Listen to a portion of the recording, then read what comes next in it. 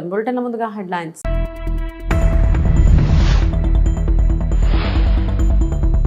ప్రధానమంత్రి మోడీ యుఎస్ లో action packed మరియు నిర్ణయాత్మక పర్యటన.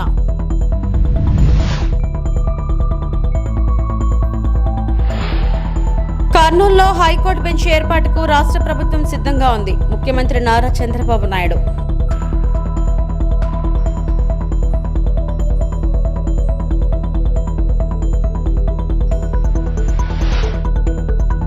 ప్రాయశ్చిత్త దీక్ష దుర్గ గుడి మెట్లు శుభ్రం చేసిన పవన్ కళ్యాణ్.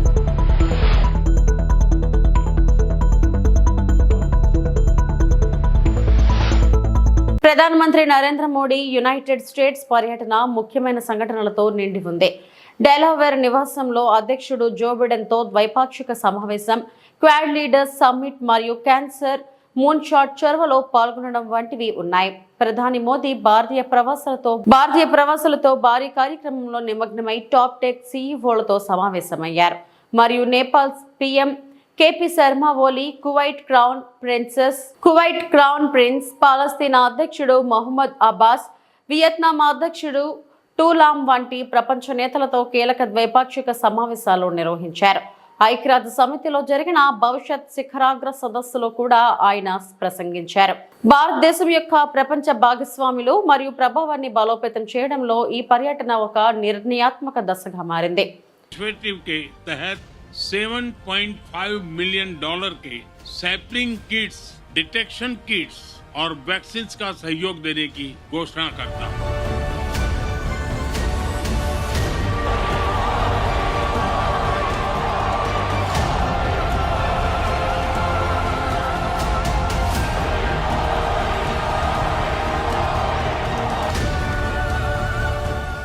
डेमोक्रेटिक वैल्यूज और टेक्नोलॉजी का मिलना मानव कल्याण की गारंटी देता है और भारत एक देश है जिसके पास टैलेंट भी है, डेमोक्रेसी भी है, मार्केट भी है और ऐसी गोल्डन अपॉर्चुनिटी रेयर होती है जो आज भारत के पास उपलब्ध है.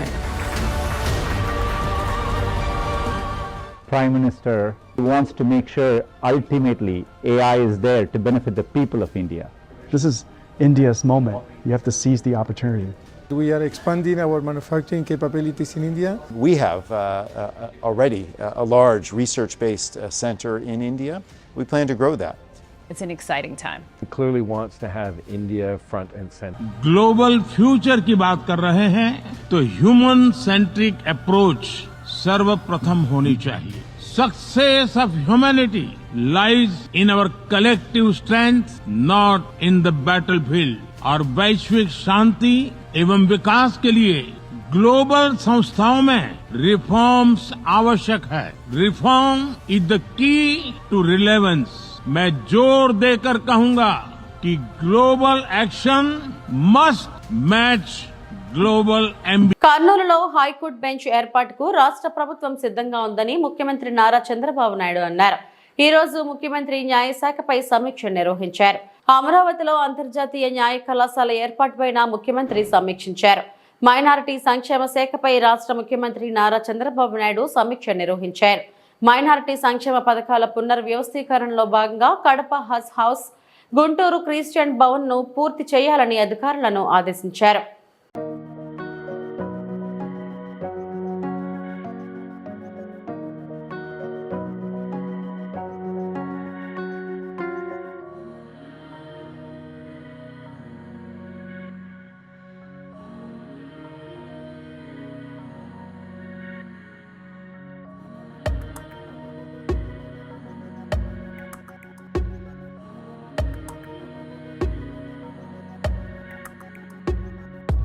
వైకాపా పాలనలో ఆలయాల్లో తప్పు జరిగిందని చెబితే అపహాస్యం చేసేవారని ఉప ముఖ్యమంత్రి పవన్ కళ్యాణ్ అన్నారు.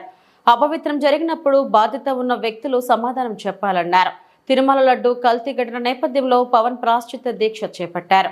దీనిలో భాగంగా విజయవాడ ఇంద్రకీలాద్రి దుర్గగుడిలో ఆలయ మెట్లను పవన్ శుభ్రం చేశారు. అనంతరం మీడియాతో మాట్లాడుతూ వైకాపా నేతల తీరుపై ఆగ్రహం వ్యక్తం చేశారు. కానీ ఈరోజు నేను మాట్లాడుతుంది ఈ ప్రాయశ్చిత్తం దేనికి దీక్ష అనుకుని నేను ఎప్పుడు మీ అందరికీ తెలుసు. 5 సంవత్సరాల వైసీపీ పాలనలో ఇదే దేవాలయంలో కనకదుర్గ అమ్మవారి రథం తాలూకు మన సింహాలు మాయమైనవి, కొన్ని ఇబ్బందులు, తప్పులు జరిగినాయి అంటే ఒక్కొక్కరు ఎలా మాట్లాడారు వైసీపీ నాయకులు. వాళ్ళెవరు ముస్లిమ్స్ కాదు, హిందూస్ కాదు, వాళ్ళెవరు ముస్లిమ్స్ కాదు, క్రిస్టియన్స్ కాదు, హిందువులే అందరూ. పొద్దున్న లేస్తే తాళ్ళు కట్టుకునేవాళ్ళు, బొట్లు పెట్టుకునేవాళ్ళే. కానీ ఒక తప్పు జరిగింది, ఒక అపవిత్రం జరిగింది అంటే పదవులు అనుభవిస్తూ ఉన్నవాళ్ళు, పొద్దున లేస్తే గుళ్ళకి వెళ్ళేవాళ్ళు, వీళ్ళు అపహాస్యం చేస్తూ ఉన్నారు, వీళ్ళు వెటకారం చేస్తూ ఉన్నారు. ఈ ఎంటైర్ ఈ విషయంలో వాళ్ళు మతం పుచ్చుకున్నారా లేదా నాకు అన్నీ తెలియదు. వైవి సుబ్బారెడ్డి గారు ఉన్నారు, భూమన కరుణాకర్ రెడ్డి గారు ఉన్నారు, వారి కుటుంబ సభ్యులు ఉన్నారు.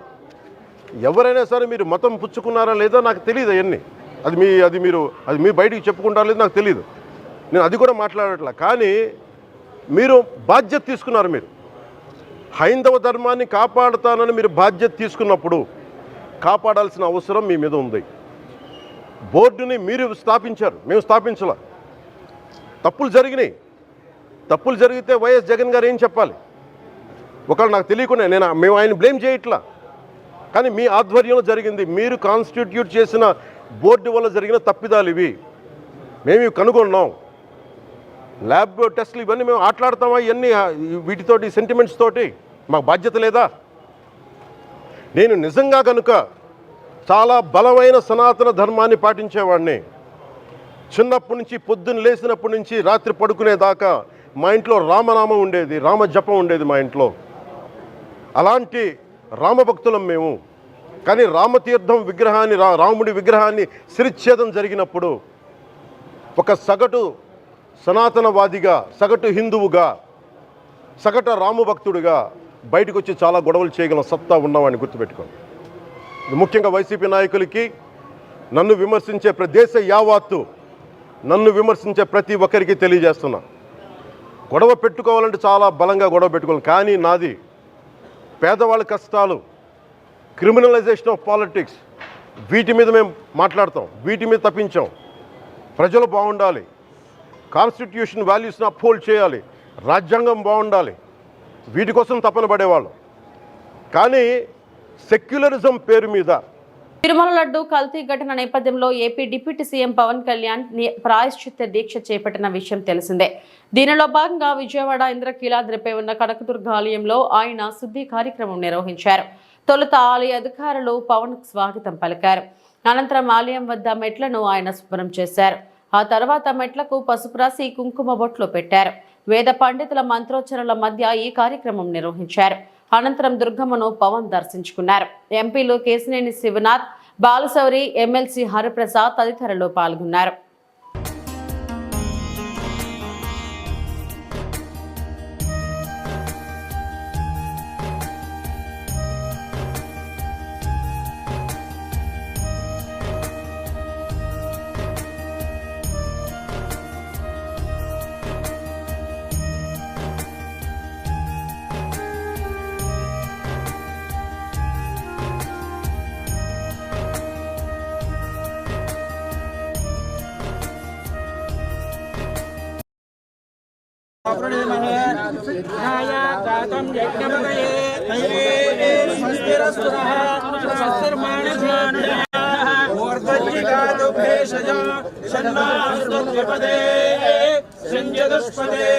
ఓం శాంతి శాంతి శాంతి. పవమానస్సు వర్జనః పవిత్రేణ విచర్షణే పునాతుమా పునంతుమా దేవ జనాః పునంతు పరవోధియా ఆజవః జాతవేదః పవిత్రవదో పవిత్రేణ పునాహిమా శుక్రేణ దేవదీప్యదో కృత్వా కృత్వమురను చిత్తే పవిత్రమర్చి వితతమంతరా బ్రహ్మణేన పునీమహే ఉపాధ్యాన్ దేవ సవితః పవిత్రేణ సవేన చ ఇదం బ్రహ్మ పునీమహే వైష్ణవ పునతే దేవ్యాగాద్ యస్యై భక్తే స్తనవో వేదపృష్ఠాః తయా మనందస్స పదయోరయేణ వైశ్వానరో రశ్మిభిర్మా పునాదు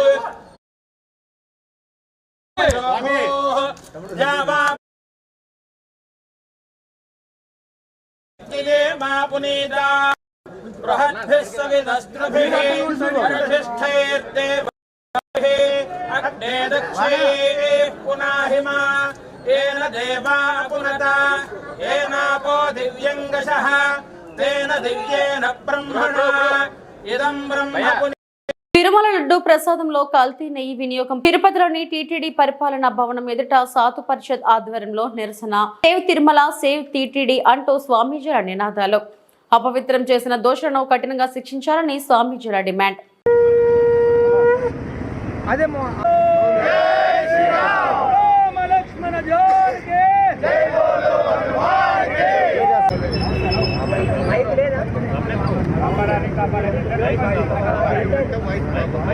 తిరుమల లడ్డు అపవిత్రం చేసే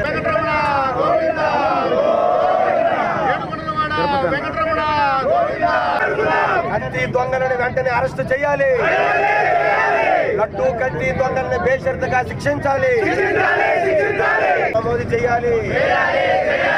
టీటీడీ అధికారులు తాత్సర్యం చేయొద్దు. కోట్లాది మంది హిందువుల మనోభావాలు గాయపరిచిన దోషులు కఠినంగా శిక్షించాలి. తిరుమల లడ్డూను అపవిత్రం చేసిన దుర్మార్గులు కఠినంగా శిక్షించాలి. టీటీడీ వెంటనే వాళ్ళపైన కేసులు నమోదు చేయాలి.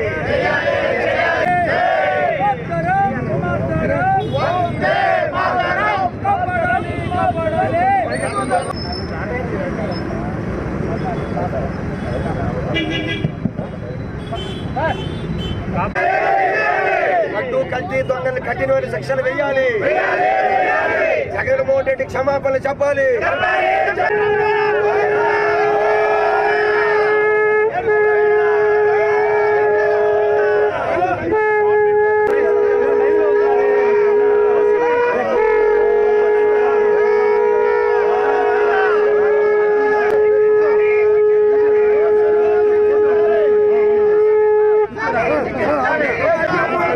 తిరుమల క్షేత్రాన్ని కాపాడుకుందాం, లడ్డు ప్రసాదాన్ని కాపాడుకుందాం. దుర్మార్గులను వెంటనే కఠినంగా శిక్షించాలి. దినేష్ గారు ఇప్పుడు జరగలేదు. తిరుమల చరిత్రలో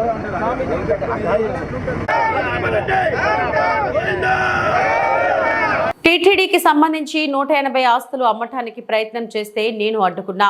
సనాతన ధర్మాన్ని అవమానించడమే వాళ్ళ అజెండా. టీటీడీ బోర్డు మాజీ సభ్యుడు ఆర్కే సిన్హా వ్యాఖ్య. देखिए, तिरुपति में एक ईसाई लॉबी पहले से हावी था. मैं तिरुपति बोर्ड का सदस्य था और मैंने देखा जब कोविड के दौरान 180 संपत्ति को बेचने की बात चल रही थी. जब मैंने प्रोटेस्ट किया, विरोध किया, तो उस 180 संपत्ति को बेचने से रोक लिया गया. बिना टेंडर का सभी संपत्ति को किसको बेचा जा रहा था ये साफ जाहिर था.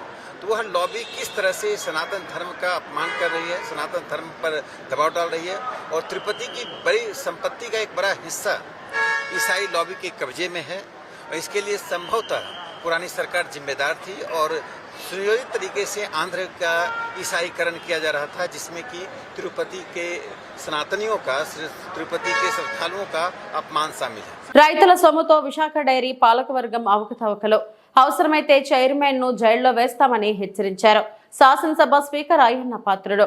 మాకవరపాలెం మండలం లచ్చన్నపాలెంలో నిర్వహించిన ఇది మంచి ప్రభుత్వం కార్యక్రమంలో విశాఖ డైరీ పాలనపై ఆయన తీవ్ర విమర్శలు గుప్పించారు.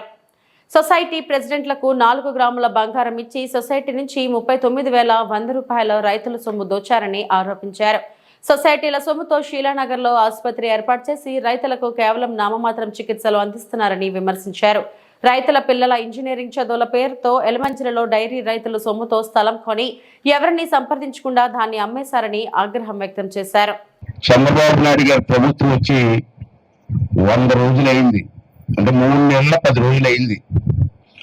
ఈ 3 నెలల 10 రోజుల్లో మరి గత ప్రభుత్వంలో మీరు చూశారు, రాష్ట్రం అంతా అప్పుల పాలైపోయింది. మీ అందరికీ తెలిసిన విషయమే, మీ నాయకులందరికీ తెలుసు. కొన్ని వేల కోట్ల రూపాయలు అప్పు చేసాడు. దీనివల్ల నాకు ఉపయోగం లేదు, రైతులకు ఉపయోగం. నాకు ఆవుడిని గీతం లేదు. నేను పాల సొసైటీలో మెంబర్ కాదు, నేను రైతుల కోసం మాట్లాడుతున్నానని చెప్పి ఉన్నట్టు చెప్పారు.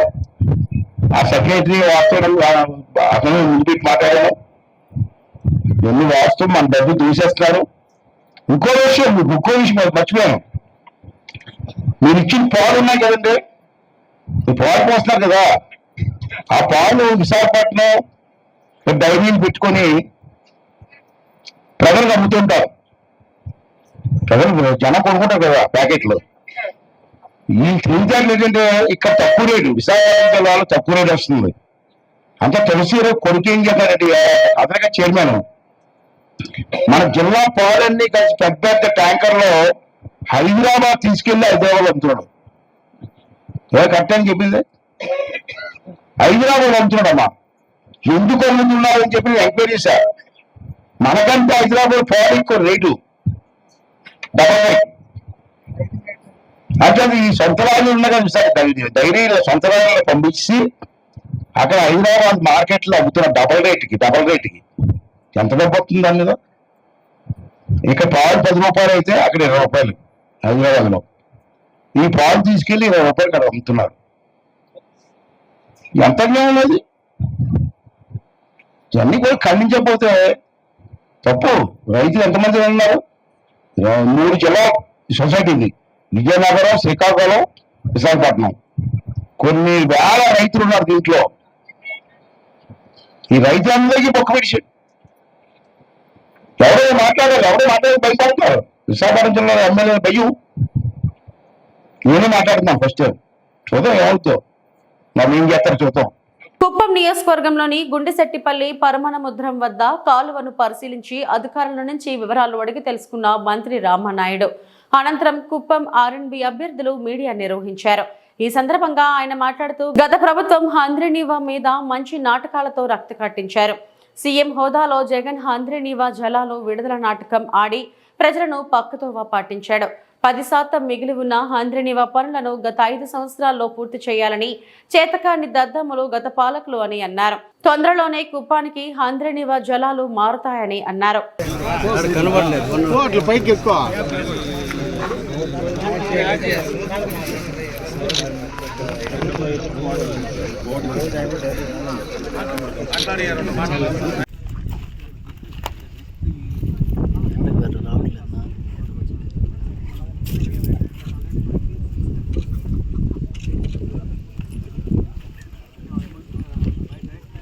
అందరికీ కూడా ముందుగా నమస్కారాలు తెలియజేసుకుంటూ, ఆంధ్రప్రదేశ్ రాష్ట్రంలో ఇరిగేషన్ వ్యవస్థని, అందులో కూడా పర్టికులర్గా రాయలసీమని ఒక రతనాల సీమగా మార్చాలనేటువంటి ఒక ఆలోచనతో ఆ రోజు అన్న నందమూరి తారక రామారావు గారి దగ్గర నుండి చంద్రబాబు నాయుడు గారి వరకు చేసినటువంటి ప్రయత్నం ఏదైతే ఉందో, ఒక తెలుగు గంగ కానీ, ఒక హంద్రీనివా కానీ, ఒక గాలేరు నగరి కానీ, ఇట్లాంటి ప్రాజెక్టులన్నీ కూడా ఈరోజు రాయలసీమలో మరి ఉన్నాయి, నిర్మాణాలు అవుతున్నాయి అంటే అది ఎన్టీఆర్ గారు, అదేవిధంగా చంద్రబాబు నాయుడు గారి యొక్క కృషి అనే విషయం మనందరికీ తెలుసు.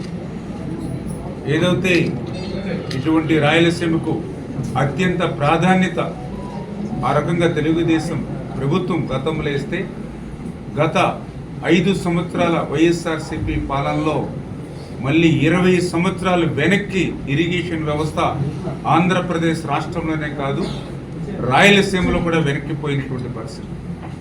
ఎందుకు నేను ఈ మాట చెప్తూ ఉన్నానంటే, ఏదైతే ఇరిగేషన్ శాఖ ఎంత ప్రాధాన్యత తెలుగుదేశం ఇచ్చింది అంటే, లాస్ట్ 2014, 2019 5 సంవత్సరాల తెలుగుదేశం ప్రభుత్వంలో ఆ రోజు మాకు 5 సంవత్సరాల బడ్జెట్ 7 లక్షల కోట్లు ఉంటే, అందులో మేము 72,000 కోట్లు ఒక్క ఇరిగేషన్కి పెట్టాం.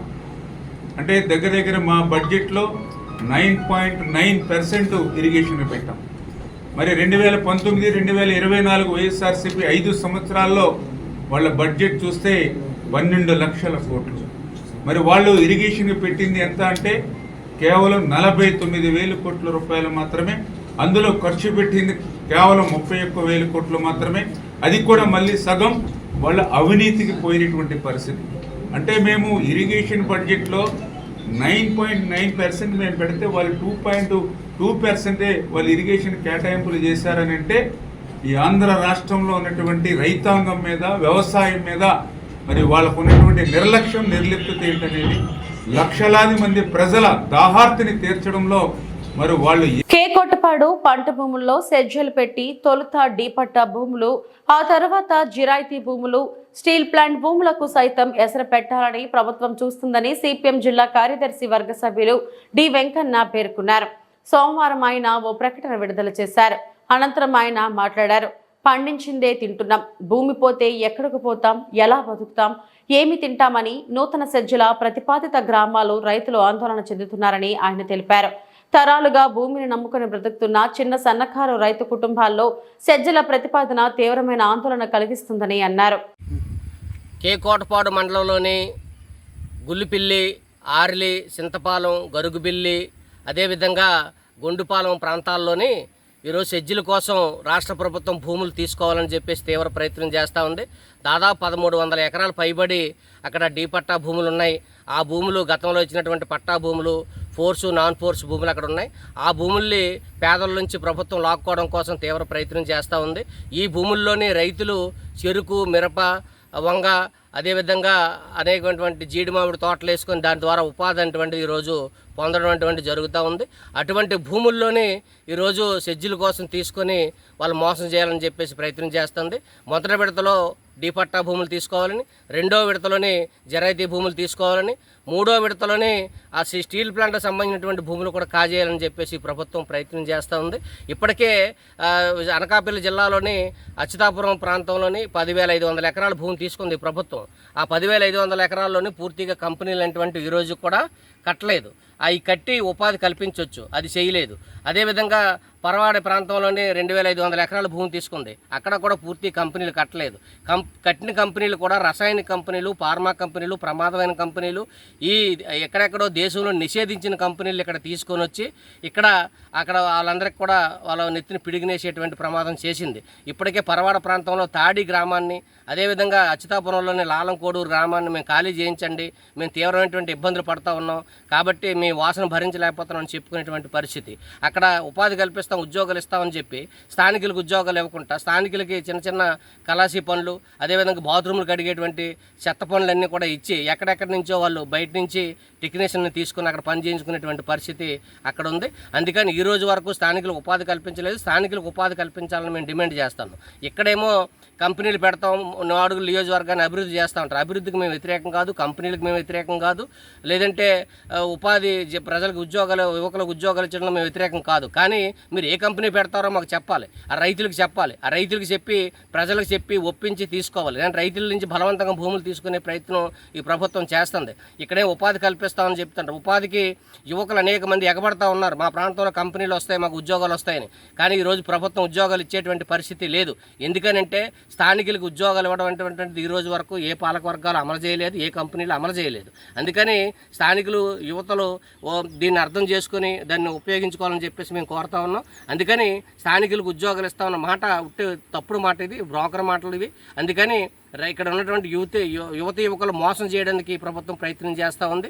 అందుకని కేకోటపాడు మండలం, కేకోటపాడు, దేవరాపల్లి, చీడికాడ, మాడుల, రాయకతం వరకు, నర్సీపట్నం వరకు ఇవన్నీ కూడా పొల్యూషన్ లేకుండా సేఫ్ జోన్లో ఉన్నటువంటి గ్రామాలు ఇవి. ఇటువంటి గ్రామాల్లోని అనేక రిజర్వేర్లు ఉన్నాయి ఈ నియోజకవర్గంలోని. ఇక్కడ అనేక పంటలు పండుతున్నాయి. ఆ పండిన పంటలని రైతులు అమ్ముకోవడానికి, మద్దతు ధర కల్పించడానికి, వ్యవసాయానికి అనుసంధానంగా ఎటువంటి అభివృద్ధి చేయాలనేటువంటిది ఆలోచించుకుంటా. ఏలూరు జిల్లా ద్వారకా తిరుమల. ఏలూరు జిల్లా ప్రముఖ పుణ్యక్షేత్రం ద్వారకా తిరుమల చిన్న వెంకన్న ఆలయంలో జరిగిన లఘు సంప్రోక్షణ మహాశాంతి హోమం కార్యక్రమంలో గోపాలపురం ఎమ్మెల్యే మద్దుపాటి వెంకటరాజు పాల్గొన్నారు. అనంతరం సెంట్రల్ స్టోర్లో లడ్డు ప్రసాదానికి వినియోగించే నెయ్యి డబ్బాలను, అలాగే ప్రసాదాల తయారీ కేంద్రంలో తయారవుతున్న ప్రసాదాలను ఎమ్మెల్యే పరిశీలించారు. ఈ సందర్భంగా ఎమ్మెల్యే మద్దుపాటి మాట్లాడుతూ రాష్ట్రంలో ఈ రోజు హిందూ మనోభావాలను దెబ్బతీసే అంశంగా పరిగణించిందని, తరతరాలుగా వస్తున్న ఆచార సంప్రదాయాలను మంట కలిపారని, గతంలో మాజీ ముఖ్యమంత్రి జగన్మోహన్ రెడ్డి తీసుకున్న నిర్ణయాల కారణంగా ఈ సంక్షోభం ఏర్పడిందని, జరిగిన అపచారానికి నివృత్తిగా ద్వారకా తిరుమల ఆలయంలో లఘు సంప్రోక్షణ మహాశాంతి హోమం నిర్వహించారని, ఇందులో భాగంగా సెంట్రల్ స్టోర్లో నిల్వ ఉండే సరుకులను పరిశీలించామని, అదేవిధంగా ప్రసాదాల తయారీ కేంద్రంలో ప్రసాదాలను పరిశీలించామని, ప్రతిరోజు ప్రతిరోజు క్వాలిటీ చెక్ చేసే విధంగా అధికారులతో మాట్లాడి చర్యలు తీసుకుంటామని, గత ప్రభుత్వంలో జరిగిన అపచారాలు ఈ ప్రభుత్వంలో జరగవని హామీ ఇస్తున్నామని తెలియజేశారు.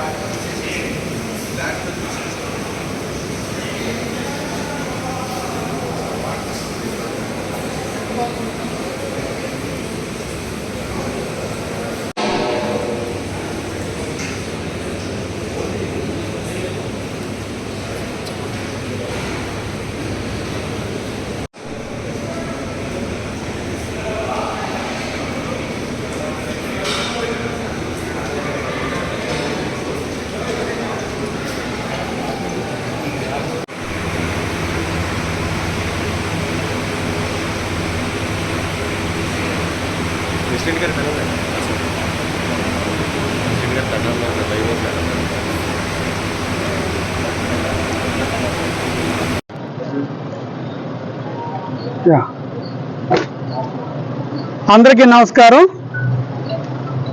ఈరోజు రాష్ట్రంలో ఒక ప్రధాన అంశంగా ఏదైతే హిందూ భక్తుల మనోభావాలు దెబ్బతీసే విధంగా, అదేవిధంగా ఏదైతే తరతరాలుగా వస్తున్న సంప్రదాయాల్ని ఆచారాల్ని మంటగలిపే విధంగా గతంలో జగన్మోహన్ రెడ్డి గారు తీసుకున్న ఒక దుర్బుద్ధితో కూడిన ఆలోచన నిర్ణయాల వల్ల ఈ రోజున ఒక సంక్షోభాన్ని దిశగా విశ్వాసాల మీద దాడిగా గుర్తించడం జరిగింది శ్రీ నారా చంద్రబాబు నాయుడు గారు. దాన్ని గుర్తించిన వెంటనే దానికి తక్షణంగా నివారణ చర్యలు, దానికి ఏ రకంగా అయితే శాస్త్రోక్తంగా ఆగమ శాస్త్ర ప్రకారం జరిగిన ఏదైతే ఒక welcome to VVB9 news. Shri Tirupatamma Devasthanam ఈవోగా బాధ్యతలు స్వీకరించిన భూపతిరాజు వెంకట సత్యనాగ కిషోర్ కుమార్ పెనుగంచిప్రోలు గ్రామంలో వేంచేసి ఉన్న శ్రీ తిరుపతమ్మ అమ్మవారి దేవస్థానం నందు నూతన కార్యనిర్వహణాధికారి డిప్యూటీ కమిషనర్ భూపతిరాజు వెంకట సత్యనాగ కిషోర్ కుమార్ మంగళవారం పెనుగంచిప్రోలు శ్రీ తిరుపతమ్మ దేవస్థానం నందు పదవి బాధ్యతలు స్వీకరించారు. అనంతరం వారు మాట్లాడుతూ ఆలయంలో అమ్మవారి యొక్క వైభవాన్ని ముందుకు తీసుకువెళ్తారని, భక్తులకు ఎలాంటి లోటుపాట్లు లేకుండా చూస్తారని తెలిపారు.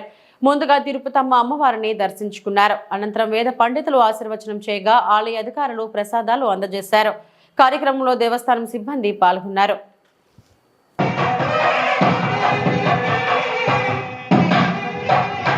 Bye.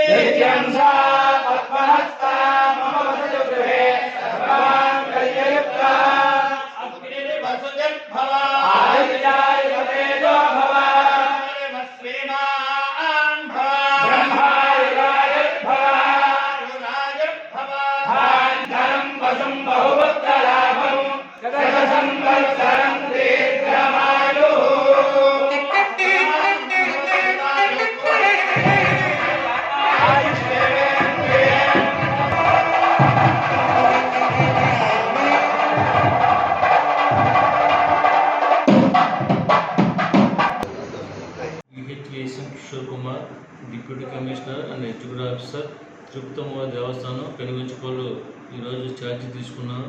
అమ్మవారి దర్శనానికి వచ్చే భక్తులకి ఎటువంటి ఇబ్బంది లేకుండా అన్ని ఏర్పాట్లు చేస్తానని మీ ద్వారా భక్తులకు తెలుసుకుంటున్నాను. తిరుపతమ్మ. ఇవి ఇప్పటివరకు నా బులెటిన్ అప్డేట్స్. నమస్తే.